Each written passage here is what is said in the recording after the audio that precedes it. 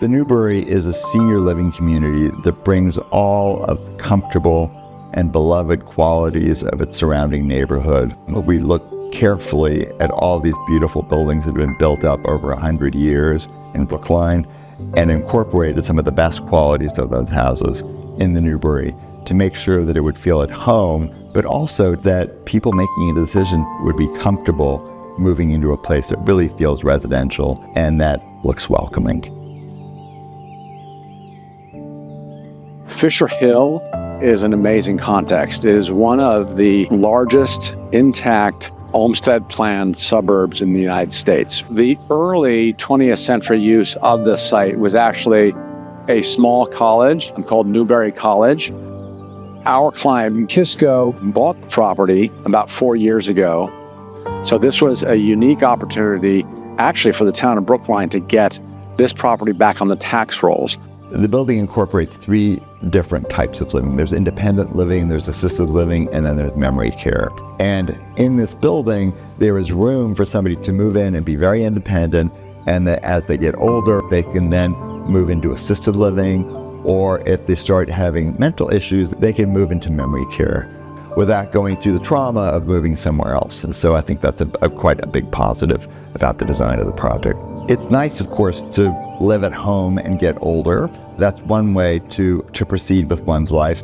But sometimes it's also nice to move into a building where you can be with a community of people, have dinner with different people, enjoy games and events, but also a variety of shared amenities.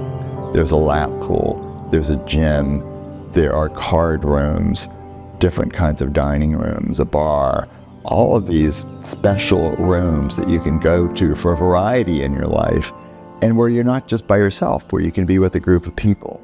When we were asked to work on the Newbury, we knew that we had a tough project ahead of us. Really exciting because it's a very beautiful neighborhood, but we also knew that we were going to have to work very hard to create a building that had a scale that worked with the smaller houses that surround it. And so we started working with pieces of clay that approximated the overall size of the building. So we used a kind of educated intuition as we worked pieces of clay and moved them around the site. As we were playing with these clay pieces, we knew that we wanted a series of wings to put the program into. And then we liked the idea of having the ends of the wings, the narrow ends of the wings, meet the street, because those are the smallest parts of the building. And then in addition to that, we stepped down the wings so that they started to approximate the size of the houses. And what we ended up with is a courtyard that is a bit more regular, that faces south. And then another courtyard that is more irregular, and that is really a kind of an L that is completed by the historic Mitton House. We really wanted the Mitton House to stand out as an historical object, a red building with white trim, at the same time that we connected to other traditions in the neighborhood, traditions of the shingle style, of gambrel roofs, and clapboard and trim. And what's really amazing about the Mitton House, there are independent living units, and on the ground floor, a lot of the beautiful public spaces have been restored so that residents for the entire community can walk across the piazza, go into the Mitton House, play some cards, gather, read. Now, interestingly, this project has quite a lot of density, and at its tallest reaches 6 floors. Usually senior living projects are not built at that height. And the height that we utilize for this building is deployed right in the center of the site.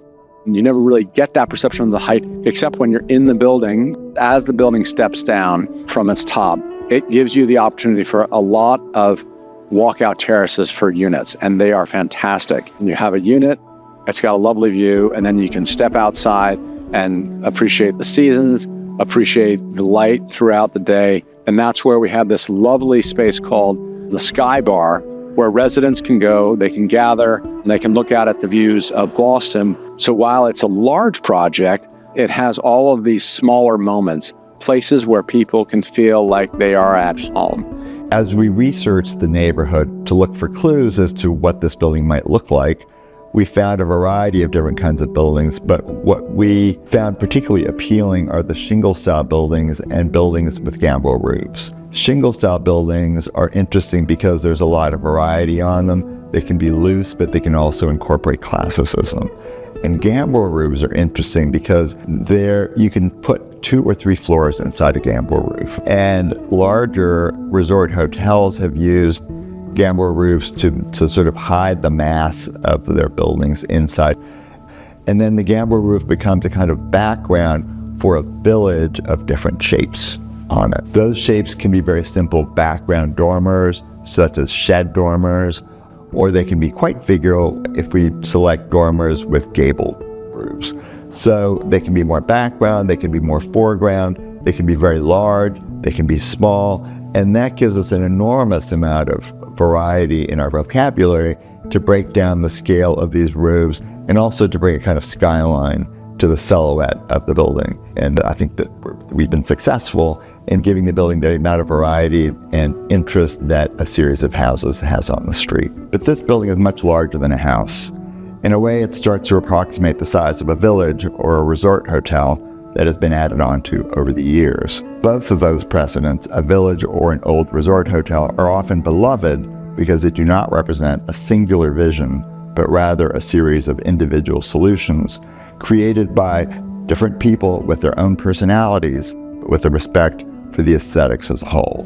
We also were very intentional about how we created and shaped exterior space, either for residents to go out into those exterior spaces or for them to have a view out into those exterior spaces. When we first visited the site, we noticed that there were beautiful street trees all along the edges.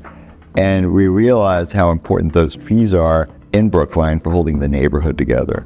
And so we knew from the start that we needed to take great care to ensure that those trees survive the construction of this building.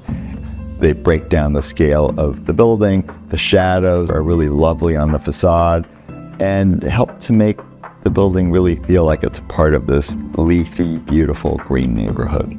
We established the major outdoor landscape spaces at the very start of the project. The company Verdant Landscape Architecture came in with their own vision, and we invented them in a way that was very comfortable with the early decisions that we had made. A building can only be a really great success if all the team members work well together. And we worked really well with Pembrooke and Ives and with Finegold Alexander on this project. Pembrooke and Ives were very respectful of the exterior of the building as they designed the interiors. The interiors really reflect the aesthetic qualities of the exterior of the building, which is wonderful. And Finegold Alexander really respected all the aesthetic decisions that we were making on the exterior of the building. They followed through on our details. We came to this project with a really deep knowledge of apartment design. And we also consulted with our studio that works on single-family residential. And so we brought our deep knowledge of residential design. We have such an incredible history of house design at RAMSA. We brought those skills to this project. So it's an amazing combination of multifamily residential, some hospitality, and some single-family house experience coming together within one project.